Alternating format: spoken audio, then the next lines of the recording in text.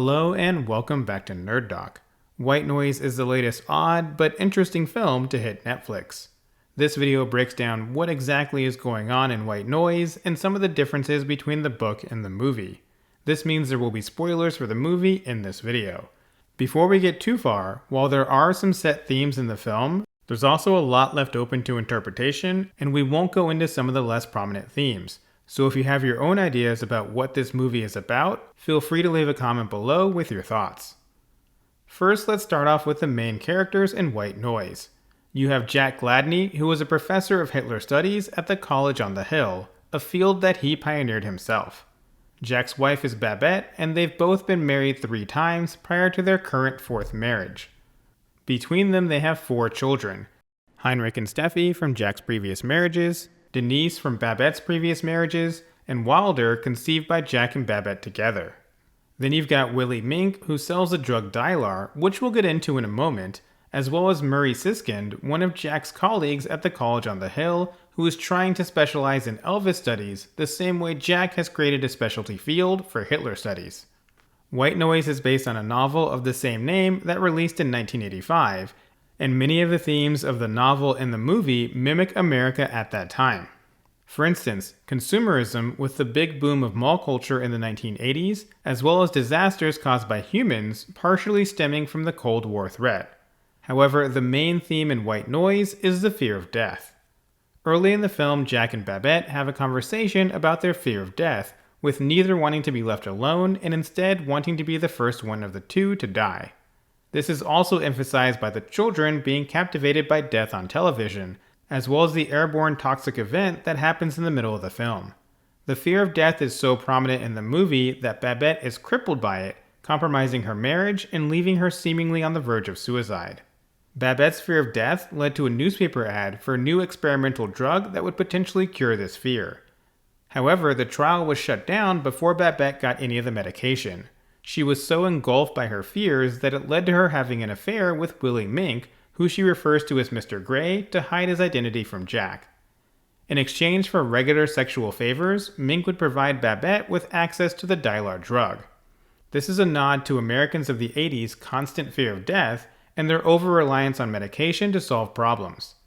Much of this is still present in modern society. Dilar doesn't work for Babette, but she still experiences the side effects, such as the inability to distinguish words from things. As an example, if someone yelled "speeding bullet," Babette would duck and cover to avoid what she assumed would be an incoming speeding bullet. Jack's fear of death is increased when he is accidentally exposed to the airborne toxic event.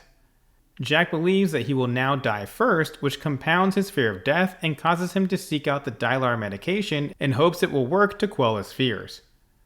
This is despite the fact that he's showing no signs at all of any negative effects from the airborne toxic event.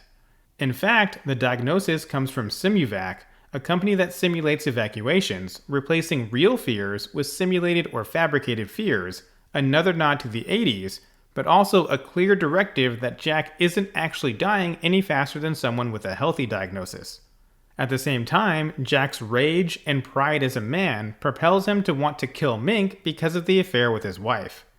This also harkens back to a conversation Jack had with his colleague Murray about how killing someone could potentially alleviate the fear of death. But initially this was to help Jack protect his family when they were sheltering in avoidance of the airborne toxic event. Murray gave Jack a small pistol in case things got out of hand, but Jack didn't feel as though he could use it on anyone. Murray's words, coupled with Jack's fear of death and his anger toward Mink, allowed him to meet up with Mink at a hotel and shoot him twice with the gun Murray gave him. Luckily, Mink doesn't die, but when Jack places a gun in Mink's hand to make it look like a suicide, Babette bursts into the motel room and they both end up being shot by Mink, although with non-fatal wounds. This leads Jack to realize the meaning of life and how important it is, or rather how needless death is, thus allowing him to inadvertently overcome his death as they go to an emergency medical center run by German atheist nuns who don't believe in an afterlife. The self-reflection Jack has upon envisioning a world where nothing happens after you die also helps to remove his fear of death. The movie ends with a dance number in a local supermarket. This supermarket has become a safe haven throughout the movie. Murray describes the supermarket as essentially a spiritual place, one where people can comfortably wait to die, but live happily while they wait, surrounded by consumerism. The movie ending in a supermarket is a subtle nod toward Jack and Babette overcoming their fears, while also awaiting their inevitable deaths in the safe confines of consumerism. While death and white noise is a morbid affair, academics become the satire of the film. Many of the classes at College on the Hill are more trivial in nature than educational. Elvis and Hitler studies, as well as Murray's class on cinematic car crashes, with an entire monologue just on that. This is an example of pseudo-professionalism, where the professors lay claim to specialized fields of study that don't actually teach anything. And of course you have the dueling lectures of Jack and Murray in an effort to bring more attention to Elvis studies. Consumerism is also a big theme in the movie, with a focus on TV, newspaper ads, and the supermarket. This is even more pronounced by the safe haven the supermarket represents, as well as the very end when the boxes in the supermarket all become white and generic. This implies that your choice of product doesn't matter, as it's all essentially the same, just with different marketing. Another nod to how Americans in the 80s and even currently care more about the act of buying something rather than what they're actually buying.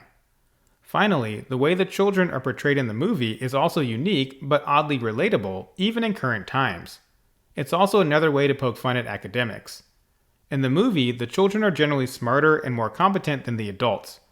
On multiple occasions, the younger children ask their parents for advice, while the parents redirect to Heinrich, the oldest son. Heinrich seems to have vast knowledge, while his father is left teaching Hitler studies and trying to learn German from an equally inept teacher. In the 80s, children had more access to mass media than any previous generation. They had more resources and were able to learn faster and more reliably. The same can be said for modern culture. With the advent of cell phones, Google, YouTube, and the internet as a whole, children can learn about anything in a matter of minutes, all from the palm of their hand. There are also a number of differences between the book and the movie. The children are all older in the movie compared to the novel. Murray never gave a gun to Jack, which was instead given to him by his father-in-law, who was never even mentioned in the movie. And one good change is that toward the end of the book, Jack drives around aimlessly searching for Mink until he randomly comes across the motel, instead of finding the ad and calling to get Mink's exact location like he does in the movie. Babette also never shows up at the motel in the book, and depending on your sense of humor, the car chase scene after leaving the shelter is not in the book at all, but plays an odd role in the movie. So what did you think of White Noise? Was it quirky enough for you? Would you have preferred the original book version to the changes in the movie? Let us know your thoughts in the comments below. For now, that wraps up this video. Thank you for watching. If you enjoyed the video, please don't forget to like, subscribe, and share with someone who loves odd cinematic films.